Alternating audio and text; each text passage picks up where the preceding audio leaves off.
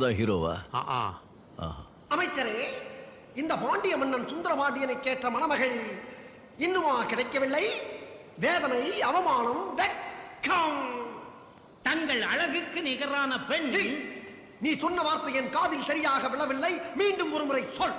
தங்கள் அழகுக்கு நிகரான பெண் இந்த பூலோக சாம்ராஜ்யத்தில் எவரும் பிறக்கவில்லை மன்னா. அப்படியானால் இந்த உலக அழகியில் யாரோ கிளியப்பட்டா ஜான்சராணி இருக்கிறார்களாமே, அவர்களை சென்று பார்த்தீர்களா? பார்த்தோம் அண்ணா. தங்களின் பொன்னிற மேனிக்கு முன்னால் அந்த 2 பேரும் தாக்கு பிடிக்க மாட்டார்கள் என்று விட்டு விட்டோம். அப்படி என்றால் எனக்கு பொண்ணே கிடைக்காதா? உங்களை திருமணம் செய்து கொள்ளும் பாக்கியம் ஒரே ஒரு பெண்மணிக்கு மட்டும் தான் இருக்கிறது. யார் அவள்? மருத நாட்டு இளவரசி மலர்குடி. அப்படியா? மலர்குடியா? அவள் என் அழகுக்கு இணையானவளா? அரசே, என்ன அப்படி சொல்லிவிட்டீர்கள்?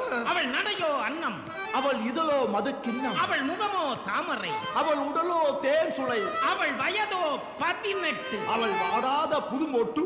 அப்படி என்றால் நான் அவளை உடனே பார்த்தாக வேண்டும். வேண்டும், வேண்டும், வேண்டும்.